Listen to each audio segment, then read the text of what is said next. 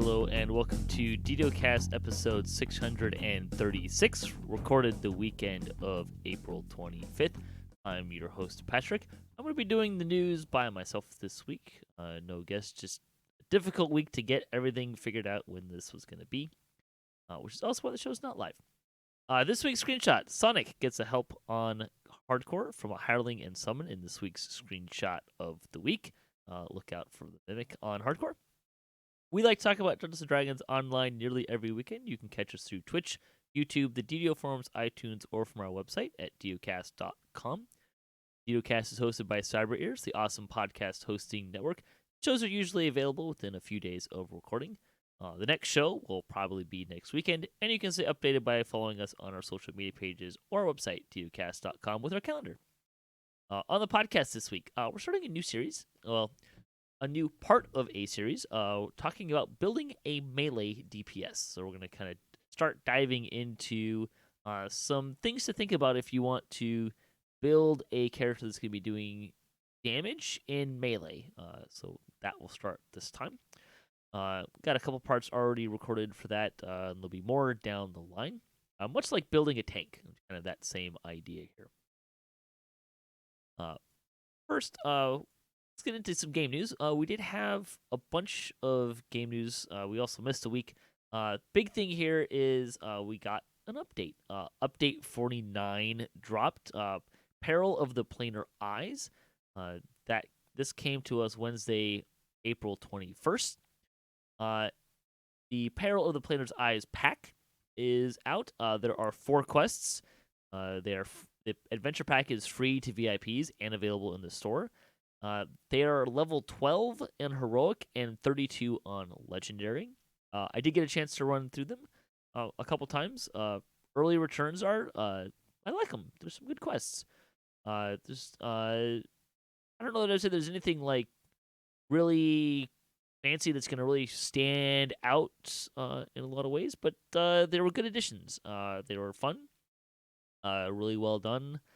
One of the quests I was kind of a little less interested in or into just because of it was felt very constrained and tight in some of the corridors and stuff, but it was a good quest. Update 49 also brought us the game performance changes, which we've already covered, so I'm not going to go through much of it, but I want to kind of highlight some of the stuff that's changed since we last had a show. Offhand double strike now caps at 50%. So there's no value whatsoever of having double strike higher than 100. Adrenaline and Hunt's End saw some changes. So Adrenaline's damage multiplier has been reduced by half for each level of it. However, Fury Eternal's chance to regain Adrenaline on a Vorpal has been increased to 100%. Before it was a third. So now, whenever you Vorpal, you'll get it back. So less damage, more often using. Hunt's End multiplier was dropped from 400% to 300%. So it's actually still higher than Adrenaline. However, it's on a cooldown of 24. It was 24, but that has been reduced to 18. So it does a little bit less damage, and you can use it a little bit more often. This kind of tails into the performance changes because of how numbers are getting multiplied now. But this is still getting some people some pretty big numbers. I had some friends in my guild that were getting crits at one point of like 750,000 damage with a whole bunch of... There was a lot of debuffs in there and a lot of buffs and a lot of stars aligning for those, but they were getting some big numbers. Other changes. ASMR Scourge lost its 2% offhand double strike and has now gained an additional 1% double strike. So it now grants a total of 2% per. Fury Eternal and Fury Made Placid's tooltips no longer claim the two abilities are anti-requisites of each other because they aren't.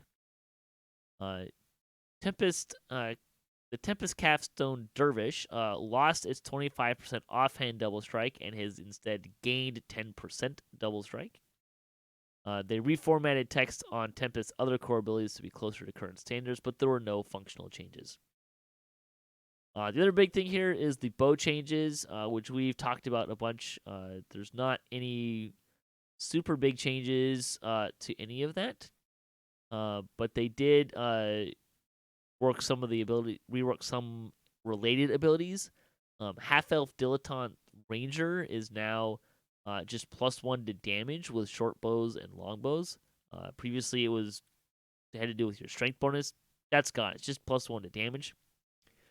And the enhancements now just grant additional +1 to damage instead of the strength thing that they were doing before.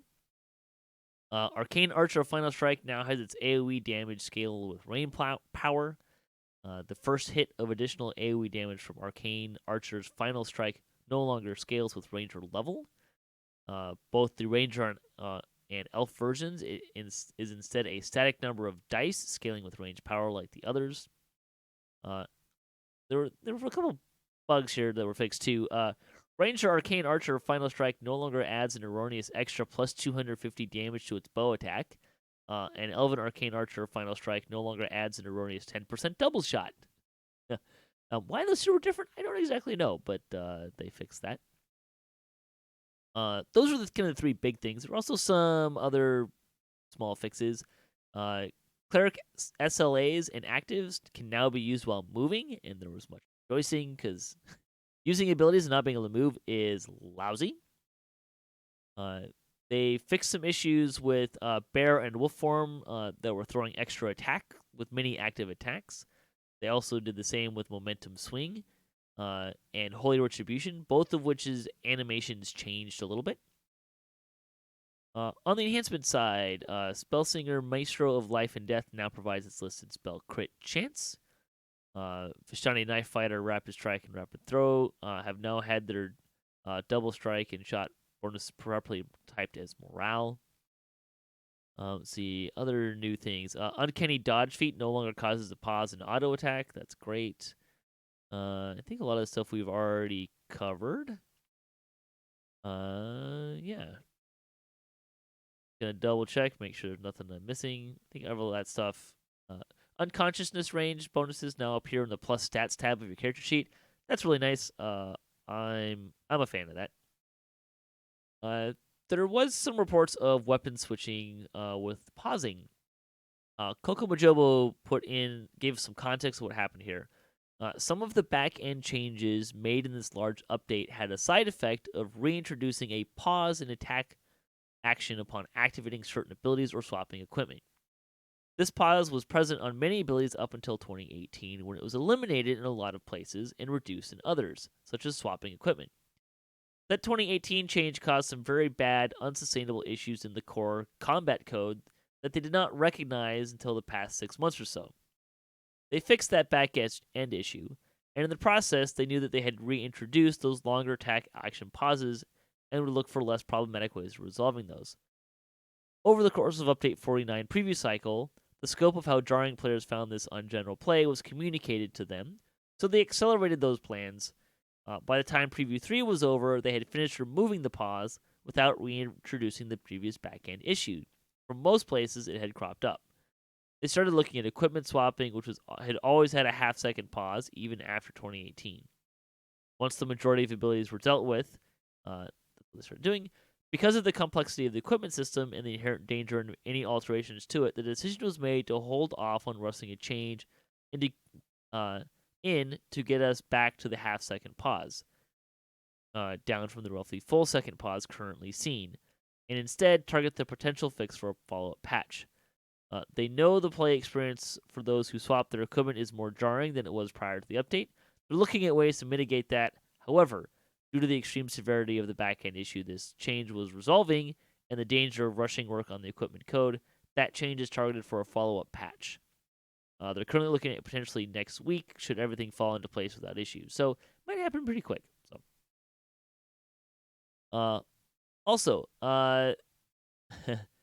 there was an issue that happened that required the servers to come back down overnight after the update.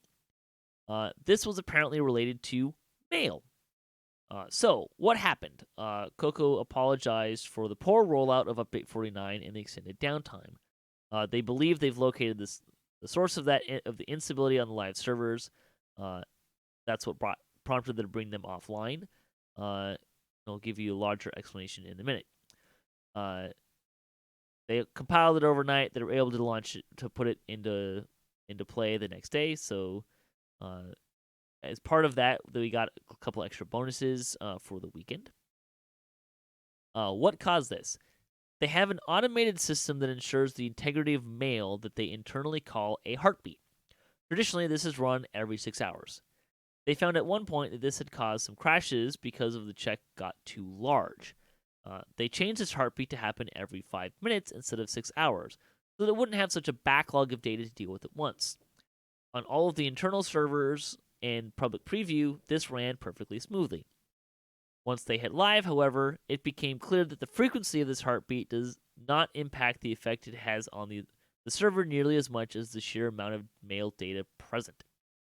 So instead of a very noticeable hiccup every 6 hours, they were now having a slightly less hiccup every 5 minutes. The reason they did not see this issue on any servers is because even with the thousands of test case mail items created, there was not the massive backlog of mail data present that there is on a live server. In the short term, they reverted the heartbeat back to once every 6 hours with the patch. In the long term, they're investigating ways to clean this up and make it not an issue. This may require a combination of more aggressive and publicly messaged ahead of time, pulling of old or excessive mail, as well as code changes to the heartbeat itself. They do not currently have a timeline with those sorts of changes. So, in less complicated and technical terms, basically they check to make sure the integrity of the mail system, and players use the mail system as kind of a backlog storage. You can leave stuff in your mail, and it won't auto delete. There are ramifications if your mail is full. You can't post things in the auction house and stuff like that. But that's kind of what's going on there. They tried to make a change to some of that, and because of the sheer amount of stuff that people leave in their inbox, that was a problem. So if you're doing that, it actually is bad for the game in terms of performance issues, and they have tried a few times to encourage players to use the mail as a storage system less. Hasn't really helped, obviously. And it sounds like they may take something that's more aggressive action, which may mean that if you have stuff in your mailbox, it may get deleted on you. They have not announced any plans to do that. They said that they're going to make it really clear going into it if that changes. But maybe consider changing how you use the mailbox. I know storage is a problem, but that's kind of what's going on there. Another thing that happened this week, while the servers were being updated with Update 49, Severlin and Cordovan had a QA for the weekly Wednesday lunchtime livestream. I'll give just kind of a highlight of some of the stuff that they talked about. They talked about inventory. They haven't increased. Severlin said that they haven't increased character banks because they don't want to increase character size for transfers, because you take that bank with you if you transfer servers. He would like to revamp the inventory and character bank so that that is a smaller amount of data for changing servers. He also mentioned that they have some new engineers on the team that are kind of being brought up to speed, and then they're also going to be taking care of what they call tech debt issues. So technical debt being stuff that they, through the life of the game, has become a problem and needs to be fixed, but because of shortcuts or any number of things to speed that along, it needs to be addressed. So they have some plans for them in the short term, but it sounds like in the long term they might be able to handle and tackle some more of these issues. They talked about the non-damaging effects. So with the changes to game performance, these are those changes are really important for the game. It won't solve everything when it comes to game performance, but they consider them to be a big deal. Some builds are really affected by these changes. It sounds like they're still trying to evaluate what the impact of that is in terms of play and balance and stuff like that. Um, so they might kind of come back and look at some things with this. But what they don't want to do is undo the work that they have done, by which they mean if effects are proccing more frequently, that's the whole reason why they made the changes in the first place, was to reduce how often effects proc. So we can't just double all the effect procs, because then you'd be right back where we were. So that's kind of the issue there. He did mention that they've also found some performance issues with monks centering and barbarians raging. He thinks that they will be able to address this in the future without changing the player experience. Epic Destinies. It sounds like the Players Council has just started to look at some of this stuff. It looks like they're going to make them kind of more like heroic trees. They want to do some balancing stuff here, so more of the trees are useful. Someone also said he's expecting this to get rid of some kind of long-standing bug problems with Epic Destinies, particularly when you reincarnate, your Epic XP can get deleted and cause some problems there. They think that this system is going to be much more stable. They talked about customer service. Sevlin was asked about customer service response times, and he kind of talked about some things that have made that process a lot less efficient. One of them is that the customer service queue is split in two. So there's the stuff that's produced in game, and then there's the stuff that's produced out of game. He wants to consolidate that into one queue, which it sounds like that's something that they're working on. They also have created some new tools to address some things, specifically around the idea of being able to address some more problems while characters and players are not online. So while you're offline, there's a whole bunch of things they just can't fix unless you're actually logged in. They're trying to create some new tools and processes that, one, allow them to tell, are you online? And two, be able to deal with some of that stuff offline as well. He did say that there may result in some differences in how tickets are entered. Because they want to consolidate it into one, it may mean that all of them get entered through a browser. So if you try to do an in-game ticket, it might pop up a window browser or Internet Explorer browser or something like that. But they haven't really figured all of that out yet. Several was asked about challenges and why they're not adding more challenges. It basically came down to the way that challenges were designed originally. Used a balance system that they're not happy with for present day content design. They've had a lot of changes in how they design and their philosophy behind balance. So adding challenges to fit within those new design parameters would involve kind of going under the hood and looking at the challenge code at its base core kind of a thing. So it doesn't sound like we're going to get challenges anytime soon. They were on the topic of lag on hardcore. There was apparently some storage-related issues and some infrastructure problems. Most of that has been fixed, but they are continuing to work on that.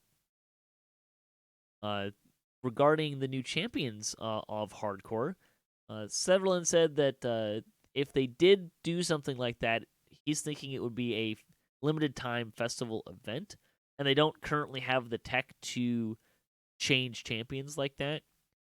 He also talked a little bit about making sure that having different champions would be a fun experience for players and not a frustrating one. Kind of the idea there is that if the champions are changing and you have to relearn the new champions and everything, is that going to be are players going to find that fun, or are they going to find that frustrating? Just for the record, I vote fun. I think more types of champions, maybe even rotating them through, I think that's a little bit more interesting and spicy and kind of fun to me. But I think he raised a good point there that may not be a fun experience for other players. So I remember when champions were introduced, there was a sizable contingent of players that did not like champions at all in any way, shape, or form. So someone also threw out the idea of pirate-themed champions, which Evelyn likes. So who knows? We might see a pirate-themed hardcore in the future with pirate champions. Seems like it'd actually be a pretty good idea. There's a really interesting question about two-factor authentication. Someone said that that they would actually like to do that. That's something that they've been talking about doing. There doesn't have any timeline on that, but it is something they're having conversations. He said maybe next year they can get that figured out. But sounds great. Monster manuals, there are some new ones being worked on and queued up. It was one of those things that he said that's definitely in the future, and he didn't have any of the specific details about where they were in the process, and felt a little ashamed of not having that at the ready, but that is something that's coming. Questions about new hair styles and colors were asked. This is something that they're talking about. Some ideas have been had. This might be something we see next year, possibly even late this year. Just kind of depends on how some things happen there. A lot of questions about classic modules, including the Isle of Dread. Someone basically said that they're fully aware that these are really popular modules. They love doing them as well. Isle of Dread is high on their list, it sounds like. They want to keep doing classic modules, so they just don't have anything to announce regarding any classic modules. He did, however, kind of talk a little bit about mounts that aren't horses. No real specifics, but they do want to add them. Someone mentioned he himself would really like to add flying carpets as a mount. Not that they would actually fly, like give you flying, but he also had this interesting idea of like having a gelatinous cube, like you would ride inside a gelatinous cube as a mount. Sounds kind of interesting. A little off the wall, but there you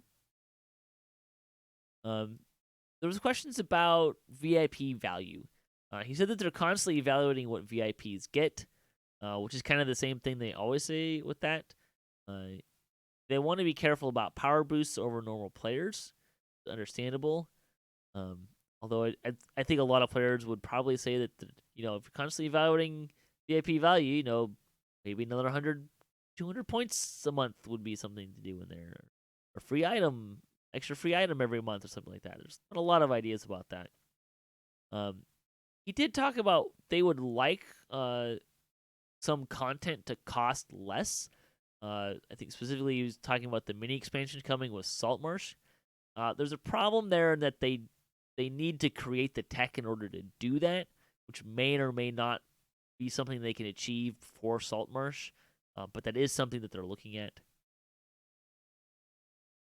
There's more talk about storage, different types of storage. Why can't we have a storage like the mounts for cosmetics? It just has to do with how they're created. They're not static in the way that mounts are. He thinks even the cosmetics you get from the expansions are the same. They're not they're not static in the same way that mounts are. So some issues there. He was thinking actually that this may end up to need to be more like an existing bank storage and less like the mount and pet storage. So that might be something that they can get in, but it doesn't sound like they're actually started working on that. But that's just kind of some theory crafting he did on the spot. Mentioned that Horizon Walker is currently being worked on. Of course, will be bow focused, but also some universal things too, kind of like other universal trees. They were not ready to announce when either the Feywild will be in the DDO store, nor were they ready to announce when you'll be able to buy a code in the DDO market and gift it. Currently, you just buy it and it applies to your account. They want to get that, but they don't have an announcement on timing for that. There was some talk about hirelings, pets. Severlin doesn't want to commit, but he would like to build a system to customize hirelings, to make them more customizable. He also would love to do a pass on pets and summons and hirelings in terms of AI, which is pathing is really expensive. he talked a little bit about this idea he has about doing a summoning based class, kind of revolving around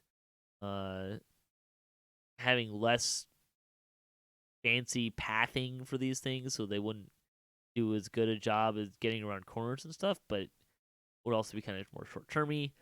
This was very long termy though. It's not really even something that's being discussed in the dev pit by any imagination. Let's see, a couple of things that they talked about. Enhancement tree balance is ongoing. He talked about it being a constant thing, so when they quote finish, they're going to be starting over essentially. But there wasn't any information on what's next. The Titan raid got a lot of love in the questions for some reason. Apparently, they looked at what it would take to make it an epic version or a legendary version, and apparently, this would be a much more complicated thing. The way the Titan raid is constructed, sounds like it actually might be easier for them to just make a new raid as opposed to try to revisit the old raid and go under the hood in it. So, doesn't sound super likely that we're going to get an epic version of a Titan raid. If that happens, it might be more like Fall of Truth and Reaper's Fate. But he did recognize that the Titan raid was getting a lot of love in the questions. So, there was an interesting bit of news regarding the scroll, seal, and shard mechanic. So this is epic items that you find the normal item, a scroll, a seal, and a shard, and then upgrade them. They several in the Cordovan weren't really sure on the timing, but apparently this redesign is in progress and is happening, and might actually be here as part of Saltmarsh. Again, they weren't really sure on the details, unfortunately, but it sounds like this might be happening soonish. So that's kind of fun. They did look into. They've kind of been doing some looking at the idea of having mega servers instead of server merges. Apparently, however, they have run into some functional limitations regarding master server technology. And not an easy thing to solve, so that may end up taking more time, or they might end up going a different direction. Someone asked a question about changing gender on a lesser reincarnation. Severlin gave it the thumbs up. He would like to do that, but he thinks that there's a technical limitation, is why that isn't true. And apparently there also have been some discussions about having a universal enhancement tree revolving around the idea of you becoming undead. So that's fun.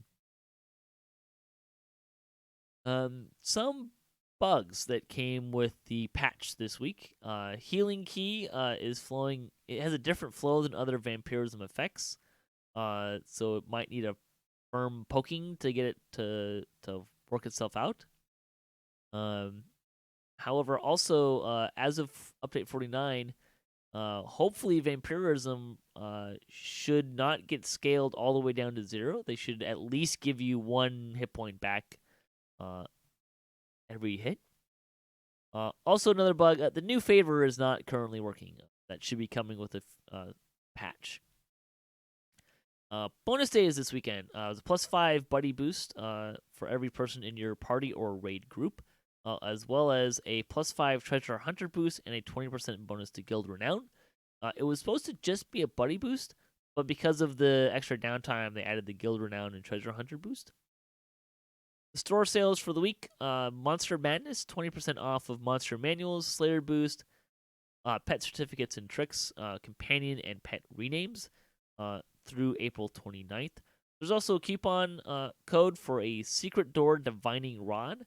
The coupon code is FOUNDIT, also through April 29th. If you're running on hardcore, that might be a great thing to add to hardcore, so you can help find secret doors where they're a little harder to find, because, they're brand new characters.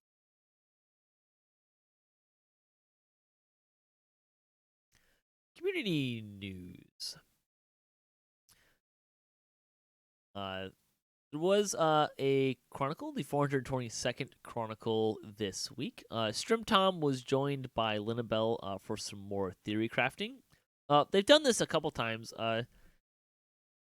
there is no like this is not something that's actually going to go into the game at all. I think they actually are specifically have to say like it's not going to be in the game. But they just kind of create an enhancement tree and kind of which is kind of interesting, but it really kind of shows you how they get developed in a way. So if you're interested in how enhancement trees actually get developed, this be a good watch for you. Aldbar also was digging into design theory. Aldbar and Axel considered new feats, game mechanics, and more on YouTube as well. The player spotlight, the comment for the week. What is one of the more unusual classes offered by Moorgrave University? Let's see. I would say that probably one of the unusual classes that would have to deal with necromancy and undead. So probably something along the lines of how to care for undead party members, something like that. Like that. Something how to care for undead people. That sounds good. I like that. Fansite news. We got a shout out for our show talking about melee combat. A little premature because that was just when we recorded the live recording of the building Melee DPS. DDO Stream is your first stop to find DDO on Twitch. This week, Alex and Lynn adventure in Necropolis, and Baklagor smashes and burns.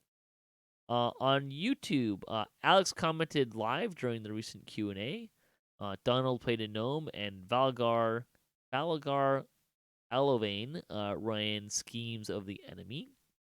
Order of Syncletica builds a monk prepared for hardcore. I'm just gonna say from experience, I don't really recommend playing a monk on hardcore. I did that for season 1, and somehow I managed to actually get to 5,000 favor. It was kind of by accident. It was challenging. You really have to pay. Monks are really kind of glass cannon melee builds, and that's a really bad combination on hardcore. But hey, have at it if you love playing monks. If you're really comfortable with them, that doesn't mean they're going to be a bad experience for you. But have at it. Grimoire is back for Hardcore Season 4, so you can read her blog on that. And DDO Savant has a beginner's guide to saving throws. You can check that out as well. DDOCast news. DDOCast Splat is on hiatus basically until after the baseball season, just to give me more time. So that'll be coming. But we are doing I'm doing some more streaming on Twitch, just kind of playing some more games with people. There's also going to be my guild and I are going to be streaming a new tabletop game. We're going to be running through Descent into Avernus. So if you're interested in that, you can catch us on Twitch at twitch.tv/DDOcast. Also be producing that stuff on YouTube and Twitch and the website as well. So you can find all that stuff. I've also been some friends and I are going playing Hardcore Season 4. We're just kind of having some fun. It's mostly we're just playing on Fridays in the early afternoon Eastern. We won't be playing this next week, but other than that, we'll be playing most Fridays. Just playing some stuff on Hardcore on Reaper and cruising through some stuff. So we're streaming that. I'm also producing those in chunk videos on YouTube as well. So it's just basically gonna be more content for DDOcast. That's really the news here. So check us out on DDOcast.com for some of that content for YouTube or on Twitch. Twitch is where it'll be live, but it'll also be archived there and in the other places as well. And you can follow us on Twitter to get notifications for when stuff gets posted as well. Just kind of to keep up with that stuff. Hopefully you all like the new content that we're producing. I'm enjoying doing it for the most part, aside from the kind of tedious waiting for things to load and process part. But yeah, so we're just playing games and letting you watch. So thanks for that, and thanks to the folks following on Twitch as well, and on subscribing on YouTube. That really helps us out as well. Also, don't forget to check out D&D Night on DDO Stream. Next week will be Rime of the Frost Maiden, and the week after that will be Oracle of War, both of which are campaigns that I'm either playing or DMing in. But D&D night is Sundays, 7 p.m. Eastern on twitch.tv/DDOstream, so go and check us out there. So thanks for listening to the show, and thanks to all the folks that helped me make this show happen, especially the folks that are playing with games with me and as well. They're kind of now honorary members of the DDOCast family, I guess you could say. And thanks also to Standing Stone Games for making DDO, Wizards of the Coast for helping that happen, and to Cybrators for hosting the podcast. If you would like to support the show, you can visit our website, DDOcast.com, or you can also support us on Patreon. If you have a DDO-themed webpage or you Twitch DDO and you'd like to be featured on our website at DDOcast.com, you can email us at DDOcast@gmail.com. Let me know. I'll be happy to do that for you. You can also hit us up at DDOcast.com for show notes, MP3s, our calendar, previous shows, and other fun stuff.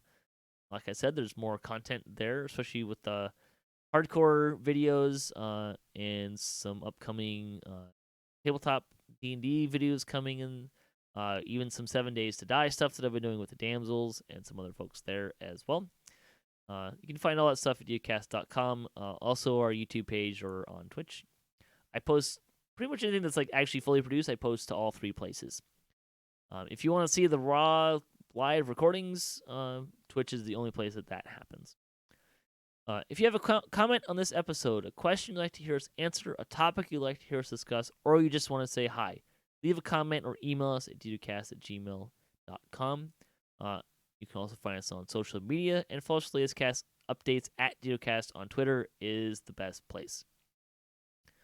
So, stay tuned for part 1 of our Building a Melee.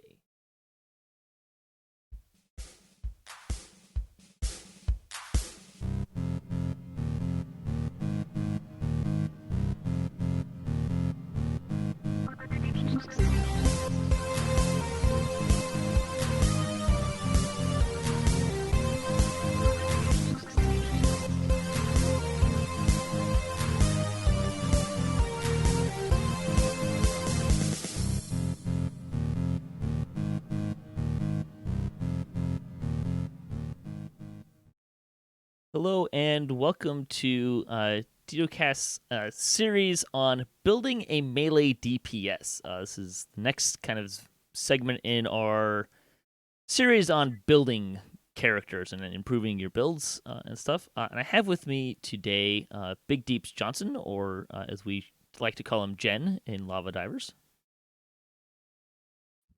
Say hello. Hey, how's it going? Yeah, welcome. And maybe we'll just start by introduce yourself a little bit, and what's your experience with, or why are you here to talk to us about Melee DPS? Well, I've been doing Melee DPS pretty much since the start of this game. I've been playing this game pretty much since it came out. Probably about a month after it came out, I've been playing it. I didn't really get into the nitty gritty of Melee until, I don't know, maybe like a year after that. Because I, started out cleric because I wasn't comfortable being like a normal Melee DPS because I always thought that was the hardest. And even still now, I still believe it is the hardest. But I've just worked on it, learned, just mistake after mistake, build after build, and I like to think I'm one of the best out there, and I will gladly say that anytime. And I will always, anyone that wants to compete with me or say otherwise, I'm there for it. I love the competition. That's just how I pride myself in it because I work to get there, so it's all good. Which is, and we should mention too, like you're often participating in the what we call push raids and lava divers to really kind of pushing the envelope on what is possible. Sometimes more successfully than others. Sometimes. We're not always super successful, but we have a lot of fun doing it. And that's what matters, man. You Yeah. just do it, you learn, and work with it. See what kind of limits we can push. And the fact that we're even able to have Melee in these raids, it's just so nice because there are some raids where you really don't want Melee at all, but you can get into that later. Yeah, well, you talked about, you mentioned briefly, like melee DPS is one of the hardest things to play in the game. And I Mhm. think it's a great place to start. Why? Just to kind of set up, why is that? Well, because you have to be in their face. You have to be constantly trying to take damage or avoid damage. You have to watch your positioning. You have to pay attention to, what's going on around you, whether that be mobs like rolling up to you, whether how the boss is facing, what the tank's doing, because sometimes you can have a little wily tank, and all of a sudden he wants to tumble at you, and he just might kill you. You just got to be paying attention to things like that, and that way you can play the best that you can, because it's real easy to just get a little bit distracted, a little bit too into, all right, I have to cycle through these sets of buttons to do maximum DPS. Well, first of all, you got to just be able to hit them, and you got to be able to stay alive in the first place, which is the most important thing. But you can't do that without paying attention to everything that's going on. And you get in the R10s, and everything's pretty much one shot. Two shot if you got a billion points, but otherwise you're getting one shot. So it's really, really important to learn how to position yourself, learn how to do your movement, just all around, kind of figure out what the game is going to do and predict it. That way you can kind of avoid it, or play through it. Whether that be lag, or the tanks come this way, or how the mobs are going to move, or knowing this mob is going to do this attack immediately. But it really comes with that's the real big thing, is that like, you're not going to be a first time melee and be like amazing at it, because you'll hop into some mid Reaper raid, or some mid Reaper dungeon, and you'll get stomped out, and you'll be like, wait, what am I doing wrong? And then you have to go learn and learn and learn and learn and learn, and then you become comfortable. And that's the biggest thing about being a melee, is learning how comfortable you are, because that can defy not defy that can basically Define. show, yeah, define, so thank you, yeah, define your entire playstyle. Mm-hmm. And I'm very comfortable with my playstyle, and which is super, super aggressive, and in there, because I'm confident with like my healers, my tanks, whatever, and I'm confident in the game, confident in my own abilities, like the react or whatever. So I might be more glass cannon esque rather than tankier. Like, I don't like doing that because I feel like I sacrifice too much. But I never recommend anything like that, because that's not something they're comfortable with. If you're comfortable, you can play better, and that's the biggest thing. You need to be on point when it comes to playing a melee, like in really high stuff. You got to be on point, because if you're not, you're just gonna be somebody's backpack. That's it. There's less margin for error, right? Like that's kind of what you're getting at. Yeah, When something turns around to attack you, you're already in range, right? yeah, yeah. It's kind You of the you immediately you immediately regret it. You're like, oh, I messed up. Oh, I yep. wasn't paying attention for a second. It's that means you got to have like your displacement, your incorporeality, blur, your meld, Whatever you got. anything you can. You want to make sure you're ready to do it, and know that know the threat is there. If you get too comfortable, like with okay, I'm not going to get hit, then you're already too vulnerable. You got to be on edge pretty much the whole time when you're doing stuff like that, because the moment you don't, you just die. There's been too many times I've died in raids because I wasn't paying attention for just like a split second, and I lose my focus and I lose my rhythm. Having a rhythm is really, really good, because then you're just like, okay, I'm gonna do this right now. I know how this is gonna go, and we're just gonna keep doing this and doing this and do this. I've noticed everything that's going on, and it's just too important. Now, it's just going back to what I already said, where Yeah. it's like, okay, being comfortable with everything that's happening around you. Because if you feel like you don't know what's going to happen, you tend to psych yourself out, and you might, of course, you're going to lose DPS because you're going to like back up, or something like that. But you just got to make sure you're on point pretty much at all times, and that is more excusable the lower level stuff you do, but the higher stuff, the higher you get, it's vital. It's too important, because then, say if you're a vital role in the raid, like right now when we're doing uh demigod and dryad, we're doing that right now, and I'm a knocker. You knock this guy. If I die right now, it pretty much pauses the push on the giant, because we need that for the giant. So it just, I gotta be on point with stuff like that. I just gotta make sure Yeah. I'm okay. Just for And clarification, what you're talking about, because you're trying to debuff the giant so he doesn't hit the tank as hard. That's why it's yes, becomes a exactly, problem. So exactly. yeah, Because when it gets to a certain point, that giant does not care what you do. He is trying to two-shot your tank no matter what. You've experienced that he hurts. yourself. Yes. He hurts. He is not a joke. And it's just Yeah. trying to, and it's so sketchy doing it in there too, because even in the beginning, that first part of the end phase of that raid, when you guys aren't even standing still at the tank, I'm running up to them and knocking while you're juking around the whole time, which is super super scary to do because I have to pay attention to you the entire time while I'm doing that, because I'm like, well, if he moves to my right and I'm moving to my right at the same time, then I'm dead, and then we just mess up the raid, and it's kind of on me. It's very Tricky. it puts a lot of pressure. It's Yeah. very tricky, but I'm used to it. It's nothing new, so It makes it fun, I right? encourage it. Exactly, yeah. Yeah.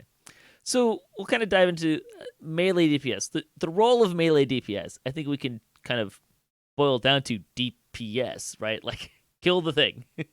Yeah. That's your role. Damage per second, man. Like Yeah. what can do the most? Um, I mean, there's obviously there's well, no, I guess there would be four. There'd be single, two weapon, two handed, ranged. No, sorry, five, and be caster DPS. But we're not talking about the range of the caster and everything. But We're talking about you are up close and personal, and all of that entails, it just which each is one it's a challenge, right? Because it's is very much a but the challenge. the fun part about that is the devs actually they recognize this and they intentionally, sometimes more successfully than others, you know, they're intentionally trying to make it so that you are a melee DPS can do more damage, right? Like they intentionally I'm glad try they to do that. balance range DPS lower than melee because of the inherent danger. And that's what I always really believe should be the case in like MMOs. It should be a risk reward system. Like if I'm at risk to die immediately rather than being safe, I should hit harder. Yep. That makes otherwise there's no draw for me to do it. Otherwise, why am I not range? And you can absolutely still be ranged right now. There's nothing wrong with it, except you will never catch me on a range ever in your life. I got too much pride in melee. Like I don't care if that's supposed to be. I don't care because I think it takes skill. I don't. You just stand. You can stand in place, be completely safe, and do maximum damage. And I just absolutely hate that. But melee is just so fun. It's so fun just knowing you have that risk there, and knowing that like the devs actually back that up with like, okay, yeah, like we'll make it so you hit harder with this, blah blah blah versus range. Because there's been many times in this game where it was not preferred. Because times of just the monkster was the first huge time when that was pretty much everything everyone was doing. It's like, okay, you would not be join a party without a monkster, and it's like, okay, they do the most damage. I can't even touch them yet, and they have incredible burst damage. But then things get nerfed down, things get bounced, things get adjusted. So then you just play according to that. And sometimes you have raids when it's preferred to be ranged only. For prime example, Project Nemesis. Yep. Project Nemesis is the perfect ranged raid, the perfect anti melee raid, and it's mainly due to what is the Minotaur thing? Rudy. Ruckus? Rudy. Rudy. Yeah, Rudis. Yeah, he has a tendency to hit you with that jump before he's supposed to, or you can be in the air or whatever. And that just takes the whole risk of that away. Now I'm over here, I'm still doing Yep. damage. Tank doesn't have to take any damage, so it's just be ranged every way. There's no reason not to, unless melee DPS hit a billion times harder, and we can do this safely.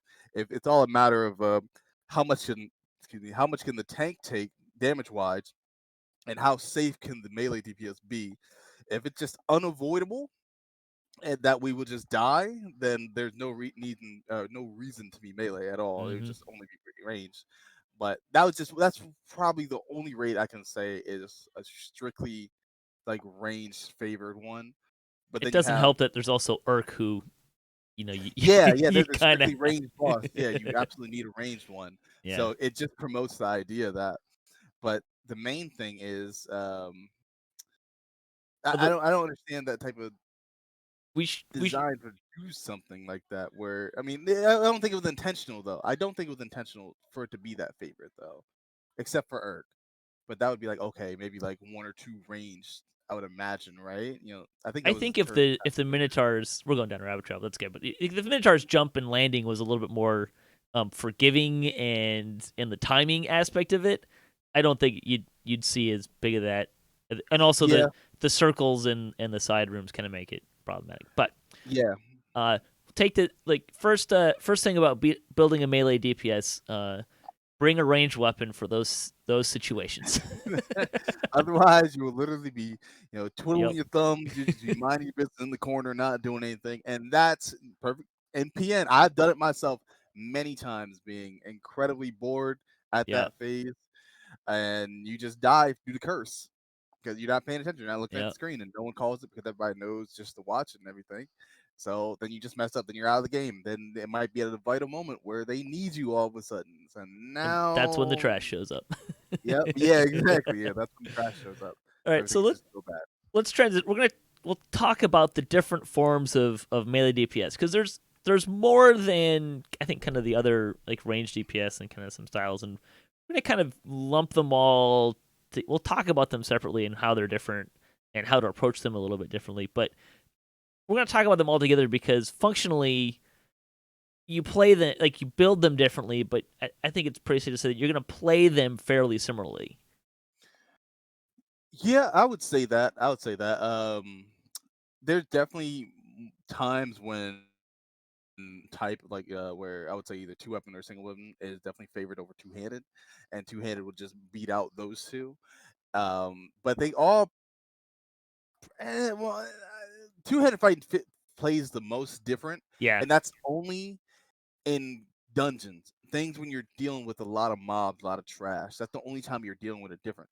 Because I mean, I would play them similarly, but you can be, I don't want to say lazier, but you don't have to be as smart with your decision making on two-handed fighting. Now I'll explain why in a second. yeah, So two-handed fighting, as I'll walk up to a mob because I'm usually the first one there because I'm always rushing ahead.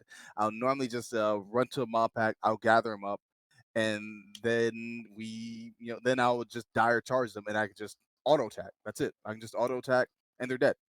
It doesn't matter which one I pick first because I'm hitting like 3, 4 mobs at a time, right? So when that's a single weapon fighting or two weapon fighting, I have to pick which one I want to do first. So if the caster in the back, I gotta go to the caster and make sure I get him and kill him first, and then I gotta worry about another one right after. I'm picking my targets more intelligently. That's why it's like okay, he can one shot me, especially if he's like a champ caster, champ troglodyte shaman or something. He just one shot you with magic missile or something just out of nowhere, and you want to make sure you kill him first because otherwise he can right. just wipe your party for no reason.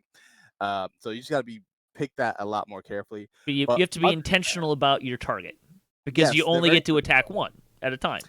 yeah, that's very much so. Besides two handed, you can just not care about that stuff. And I don't like when you have to not care about something because I feel like it makes you lazier. And if you get lazier, you just don't want to do as much. And if you don't want to do as much and you don't play as well, play as well, you die. It just goes round and round and round. So Yep. I like kind of making it the most difficult it is for myself. That's kind of how it is.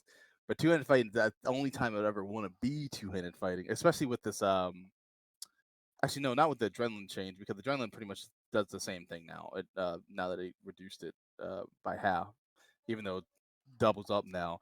But because they're two-handed aren't favored, there's no need to be a two-handed in a raid unless Because the you're thing, what you're kind of alluding to stacking here off. is two-handed fighting. You get to attack multiple things with strike through. You Yeah, get to hit multiple things. The reason why in kind of more of a raid scenario where that's less desirable is because you spend a much larger percentage of your time attacking one big boss, yeah, which so it's definitely means not favored. Yeah. your extra DPS from hitting multiple things doesn't exist anymore. Hmm. Yeah, and two-handed. That's definitely the most. There's no point to go two-handed if you're not going to have a decent amount of strike through, which would be 200% plus. I mean, and I think it's pretty easy to get that much strike through Yeah, now. I'd say so. Yeah, it's pretty easy. There's no need to try and go for 300 with that, because you just there's a certain limit where they, okay, my weapon has this much of a range, this much of an arc. When it has that, there's no okay, what if I had 400% strike through? You can't hit that many targets. It doesn't even matter. It literally doesn't matter. They just you just aim. I think the most optimal amount from what I've seen, where you're not sacrificing too much, from what I've heard from Tuna Fighter players, would be like 230, 220, 240, something around that range, just so you got that chance for that other one, that fourth mob. Would that be fourth mob? Yeah, that fourth mob. You have that chance for that. Once again, that's gets into how closely knit are they, like when you're attacking Hmm. them, and that doesn't really happen that often unless you're the one to draw aggro. So there, it makes it even less. You don't even want to do that as much if you're not playing this type of play style. If I'm more aggressive, I'm gonna have more mobs on me at the same time. Then it would be more appealing. Otherwise, it's not. So less strike through would be Yeah. whatever. But yeah, they're not. There's not a point to having a being two-handed fighting in a raid at all. It'd just be single weapon fighting, or the king two-weapon fighting. Like that would be the only options really. Otherwise, you'd be hurting yourself. Or animal form. There's nothing wrong with animal form. Wolf is still very good. Wolf just got nerfed a little bit, but they're still very good. Like they're still top 5, top 3. Like they're still very very good just through attack speed, and they just buffed them through for more sneak attack damage. So yeah, they got stronger, but they nerfed them a little bit. But it doesn't Which was matter kind of less of a when nerf and more of absolutely. a bug fix, right? 'Cause it Yeah, was it's hitting extra more of a times. fix. Yeah, yeah, it's more of a fix. Before we get too far away from two-handed fighting, I do want to mention that the hand and a half weapons and strike through kind of Mhm. roll into that same conversation with the strike through and how much strike through to have and how that plays, right? I Um, have. and Yeah, also oh, with sure. bear form too, right? Like it's the same kind of Yeah, a principle. yeah. Belform probably the best way to deal with the two-handed fighting stuff, because I've seen bears just absolutely just shred everything, and they're just a menace when it comes to mobs and everything. Just groups of mobs, they just shred them faster than any amount of two-handed fighting builds. Besides that, and I think they get even a little more strike through. I think Yeah, so. I can't it might remember. be a little bit more, or Mhm. and they Yeah, also get kind of a defensive stuff with them as well. Um, yeah. although two-handed fighting is like it's not to say that the DPS isn't doing like It's putting not. Yeah, it's out not that putting it's some not good DPS, good. but yeah, It's just not favored in certain situations. It is when you're doing yeah. dungeons quests, but not when you're doing raids. That's pretty much it. And it was exactly like you said earlier, because you're focused on one mob, so all that extra stuff you're doing is literally non-existent. So there's no reason to do that. That's pretty much the whole Which purpose of two-handed which may fighting mean if now. you're doing two-handed fighting, maybe you don't focus as much on the strike through and you boost Yeah, your other stuff if you're yeah, doing you that. can exactly do that. You can definitely switch that around.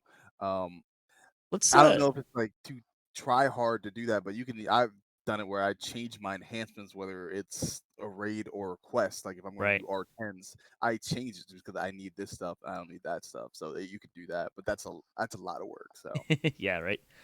Wouldn't it be great if there was like save this set of enhancements, yeah. Oh apply my this set of god. enhancements? That would be really nice, because there's been plenty of times when I've like reset my enhancements, or like I took like a new feat because I was just trying out another feat, and then it takes away all your enhancements that you're I using. know Like, it's the wait a minute, worst. what did I have exactly? Then you're like, something's a little bit off. I'm not really Yeah. sure. And you didn't take no screenshot. You're like, I'll figure it out, but you don't, and you figure it out like a month later. Yeah, that would be a really good feature, actually. If Yeah. it was like, I don't know how they would do that, but that would definitely be something to look forward to. Yeah, it would be Like if pretty that was sweet. an option. Mhm. So let's talk about sword and board a little bit, which is I think probably the least DPSy of the bunch. Yeah, cause there's no. Again, it's like that's more of a flavor more than anything, because Yeah. with two-handed, you're getting the modifier and everything, but you're not getting the I don't. You're not getting the speed of of what's it called, like if you're doing a single weapon fighting, you're not getting that same type of speed. That draw to single weapon fighting is the speed and just that modifier as well, especially since they got that huge buff offhand versatility lately. But sword and board, I played with it a little bit. I used to play Vanguard Paladin, and it was a lot of fun. It was a lot of fun, but it might not help that was a Paladin. So when I just roll up on mobs, I'm just swinging on them, and it just would instantly just stutter. It's like it couldn't handle, excuse me, it couldn't handle what I was doing, and that's always a little upsetting. But even after like looking at old footage of me like doing old raids, like when we did like R10 mod, R10 Fire and Thunder Peaks when I was rocking that build, it just it wasn't like amazing DPS. It was a very fun DPS. It did its job. It was like, okay, I do damage and I can be real tanky, which is really off for me because I don't care how tanky I am most of the time. But that was one of them things where you can very easily be both and still do a great amount of damage. Um, but they're definitely on the bottom because I don't think there's enough for it to be worth doing over something else. Like it has the attack speed over two-handed fighting, but it doesn't have the damage over that, and it I've doesn't have never the found speed. the shield to be particularly like the shield part of the DPS to be particularly compelling. Yeah, that wasn't. It was never like a huge draw because that's the big thing with Vanguard, right? Like, okay, I'm shielding board. I got a shield. I can whack some people in the face. Like, fine, but it's never been enough. And I think a huge thing would be for it, and they actually had the opportunity to do it in this patch, but they had a real specific line. It's like, oh yeah, shields don't double strike still. Yeah. If shields double strike, then that would make it a lot more appealing. You'd probably see a lot more shield and board builds riding around because there's the real nice shield, legendary best defense. That one would be really nice to have when you're Yeah. doing double strike on it because sometimes it's hitting more than your main weapon. So if you can somehow make that do double the damage that then happen twice as often, because I believe you can't shield bash more than like once every second or something like that, even though you can have like a certain percent chance, Right. but you can't constantly you can't do it like every swing or something. I think that's something they could actually do instead of just giving shield double strike. They could make it so, okay, well, I'm just going to make my shield. There's no internal cooldown on when this can happen. Yeah. Make it so it can just happen anytime I swing, just percentage based every single time I do it. I 80% now. I got 80% again. That way it's a lot more double strike in a sense. But it's that would be needed in order to make that even viable at all. Because otherwise, it's just 100% flavor, 100% flavor. There's no reason to do it, which it stinks because I Well, thought I always thought there like, I would say there's if you're someone who is kind of looking to get your feet wet into melee, maybe you've been a caster or you've been very ranged, you know, if you're going sword and board can be a really great way to start because it can be more forgiving because you'll have more defense. You know, if you're running an R10 and stuff, that's that may not get you far enough. But if you're doing stuff more in like the R elite to R3 range, that might be the yeah, difference of you taking 3 hits instead of 2 hits. that's very true. That's very true. Yeah, you gotta excuse me because I have not done those in like so long, so I can forget like the difference it Yeah, is. But yeah, absolutely, you can be shield and board for that, and it'll be run just fine. My mind just instantly takes me like, okay, what's viable in R10 and high Reaper range? yeah, That's it, But besides that, yeah, it can definitely be decent in those, and it can save like with doing plenty enough DPS for that level. By all means, I think people normally start out with either that or two-handed fighting because people just like carrying a big weapon. People just like want a big sword. That's all they want to do. that's So how I they throw started that in with the. big sword, big damage. Yeah, exactly. That's how I started too before I knew any better. And it just transitions and that kind of starts your whole melee journey. Like, okay, I'm learning about this. What do I need for this? Okay, I'm going to this. Okay, this is not that good right now, but I don't know it's not that good right now because I haven't seen anyone do Yep. it better. I haven't heard someone doing that. But that's 100%. It's just an experience thing. Melee is 100% an experience game. Like that. That's what it is because it doesn't how good of a you can have the best build on earth. You know, you can be the top DPS in the game, 20 rogue. You can be the top DPS in the game and not play it right at all. And Yeah, that's just melee. That's 100% melee. Melee is a pilot sport. Like that's what it and is. we'll cover that stuff kind of probably towards the end of the Mhm. discussion. Um, so we've talked about two-handed fighting, sword and board, animal form. How about single weapon fighting? Single one fighting, I think, is absolutely great. I'm actually going to that's going to be my next build because I love the fact what they did with adrenaline. Well, not what they did with adrenaline specifically, but what they did with double strike and how they made it so basically you're getting two adrenalines now. But it's kind of like the same thing, but it's just a little more appealing now with the single one fighting since they got the all this extra damage they get from offhand versatility. And single one fighting, it's I think it's great. I think definitely think it's number two for raids, like at the melee DPS, especially if you go Fury. Because if you go Fury and just got those big huge crits, and especially now that they made it so it's 100% chance to get it on your Vorpals, and you know that's 1920. You can just keep doing it off cooldown, nonstop. It's huge. It's absolutely huge, and if not, I don't think it's done enough. I only see one person do it. That's Tanky. That's the only person that I ever see do single weapon fighting right now. Everybody else does two weapon fighting. Like that's it. That's literally it. But if you just got the Fury and with that, you're hitting really, really, really hard. Like you're hitting And they attack like fast. yeah, they attack fast. They attack faster than pretty much everything else in the game besides a Winter Wolf. If you're like twitching, you know, if you're moving backward, forward, I'm still not sure. I think they actually still might attack faster than that.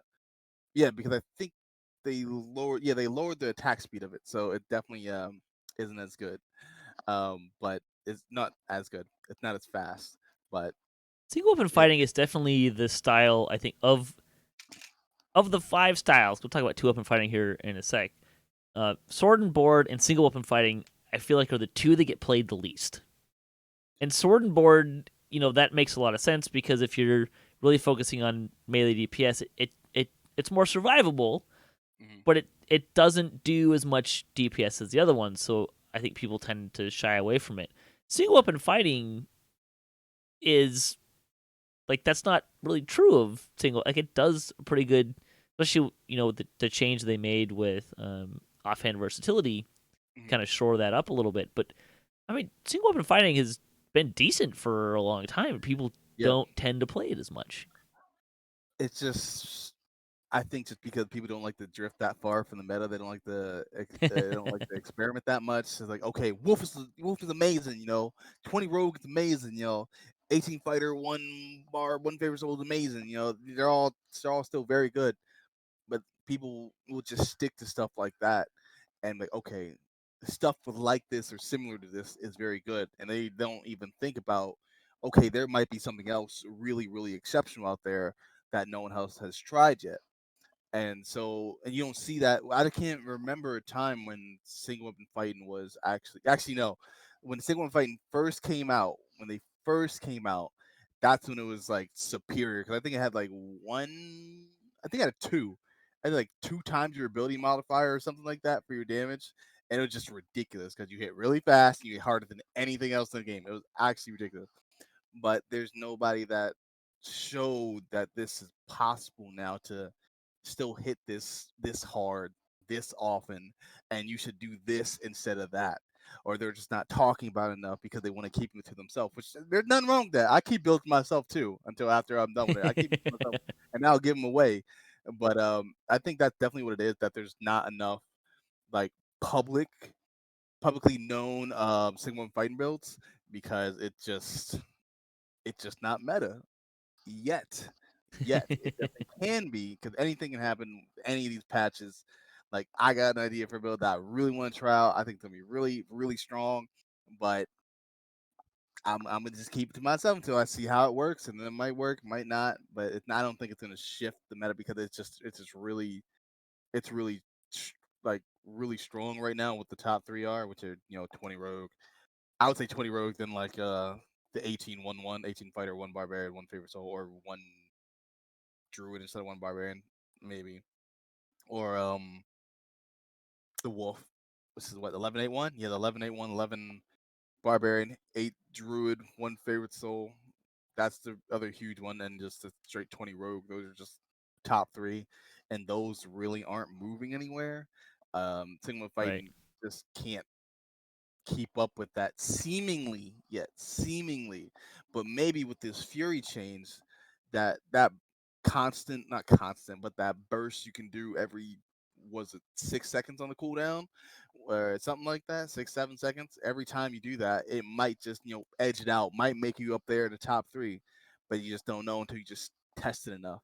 But you got to be not afraid to do that, not be afraid to, okay, I'm gonna try this build, how can I do this build the best of my capabilities, and people don't like to do that I think because there that's might one thing. be an interesting thing with single weapon fighting that'll happen here, because I think one of the things about single weapon fighting is so much of its DPS comes from you attack faster, right? You get that combat speed bonus, Mhm. and whenever I start thinking, I know for me, whenever I start thinking about damage, it's harder to capture that speed part for me, because unless you have like you can go if unless you go to like Lamania and play with the DPS kobolds, Mhm.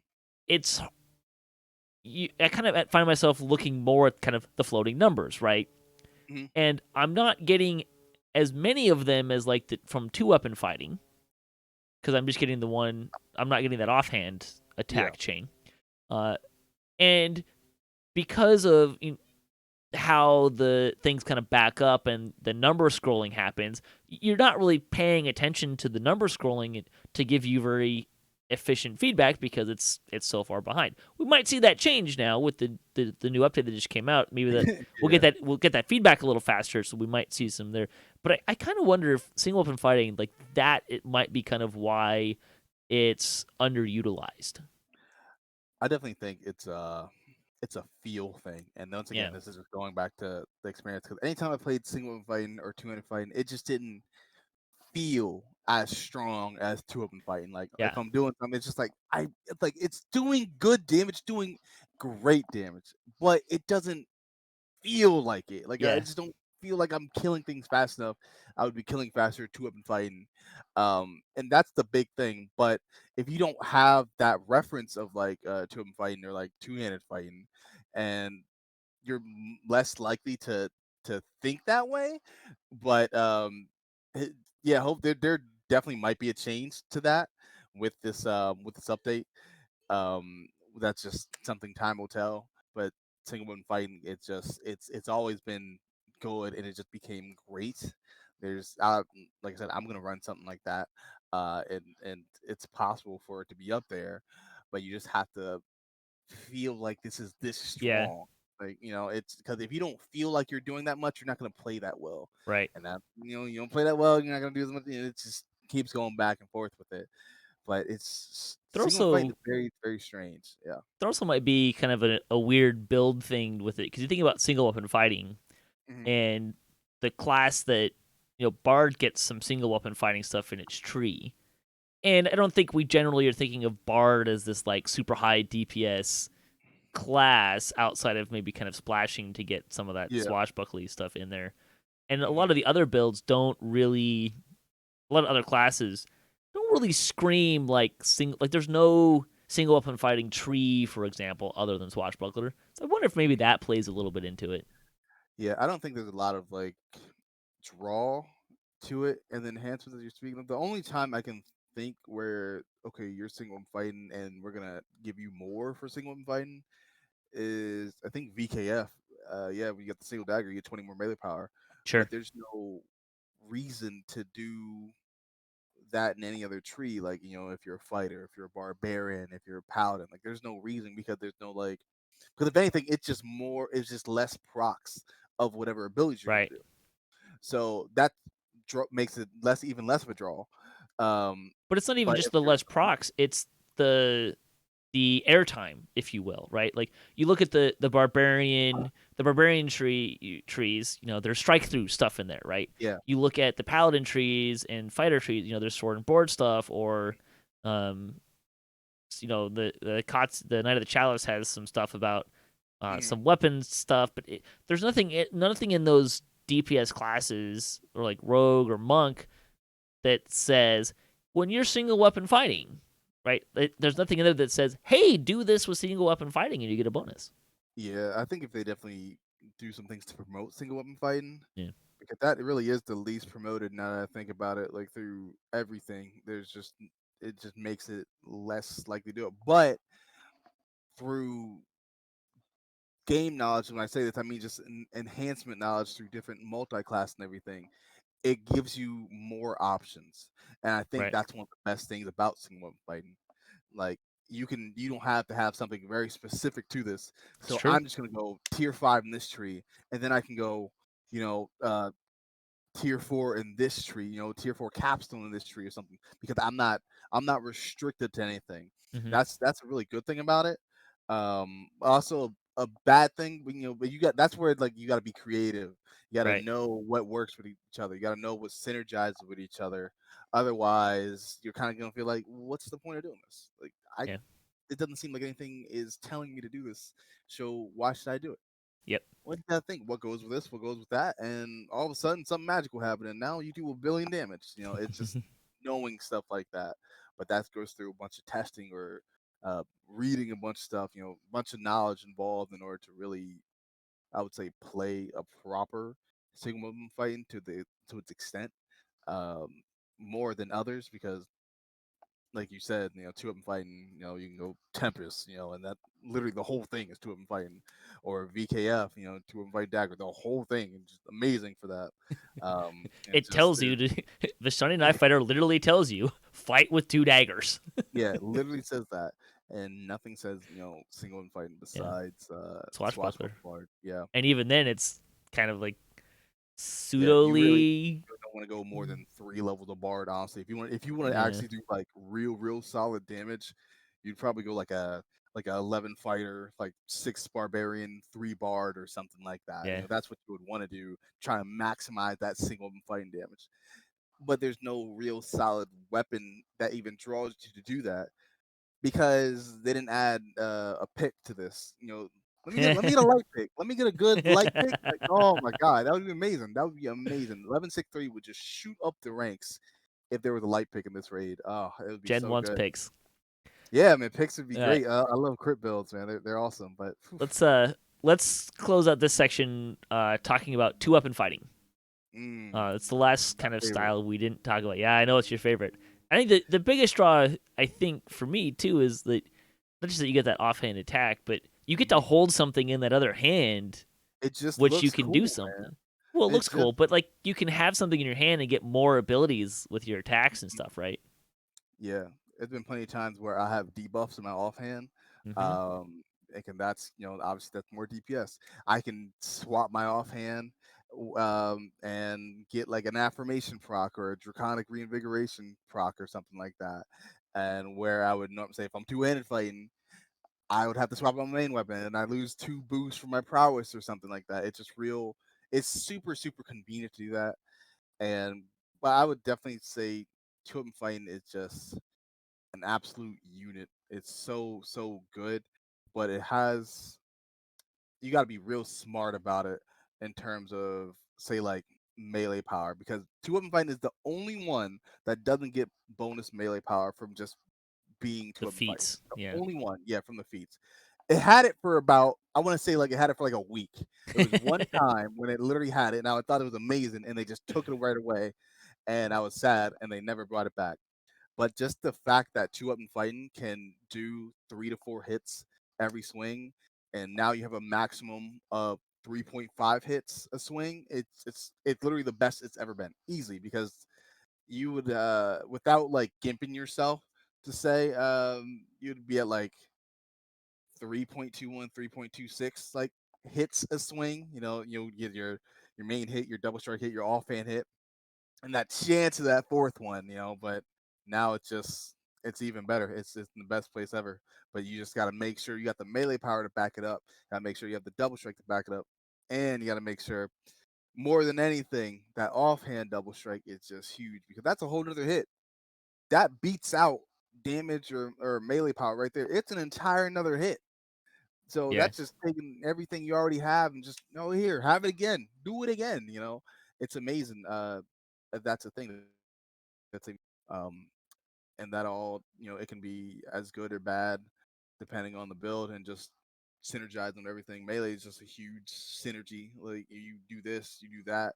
If you just do this, then you can't do that. It's kind of like a little triangle effect where it's like, okay, I can have high DPS and high double strike, but I might be a little low on melee power. I might have a high melee power, high flat damage, but I'm a little low on double strike. It's very likely where stuff like that happens.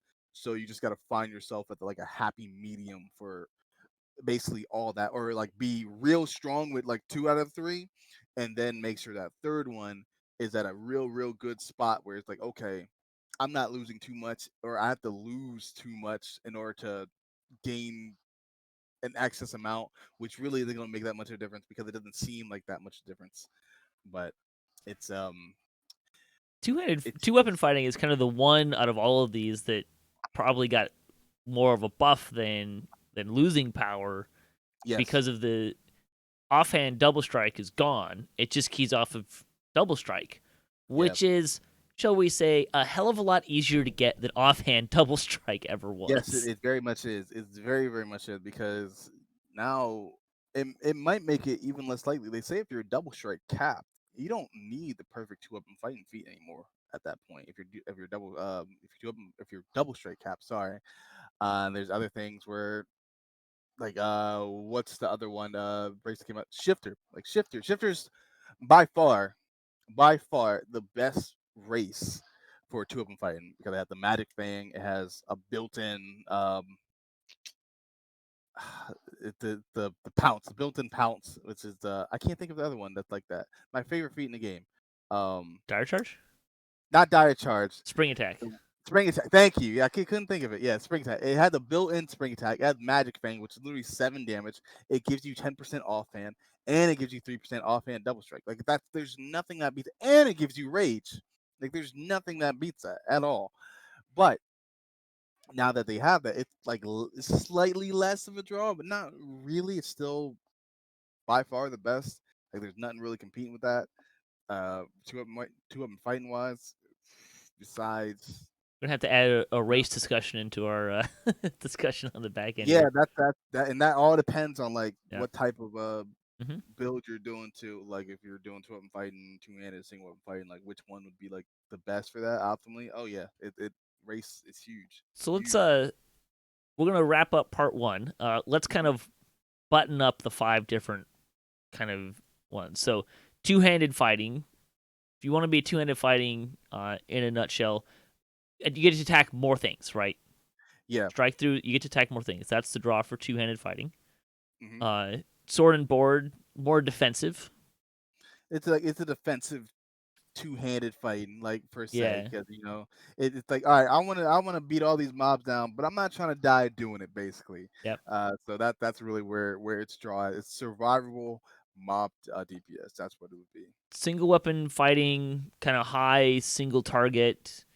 Single Sim. fight is it's high single target. It's definitely more, I would say, more knowledge based to really like take charge of it, and because there mhm. aren't things that promote single fighting, so you have to just know what can work with it, know what I can do to completely optimize it.